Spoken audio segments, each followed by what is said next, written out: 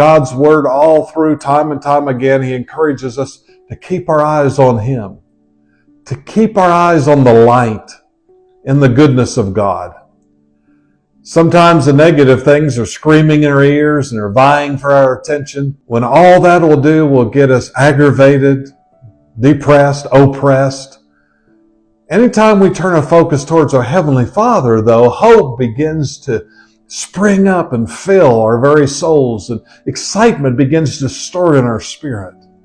Our future is in Him, and we know that we have a promise of a great future in Him.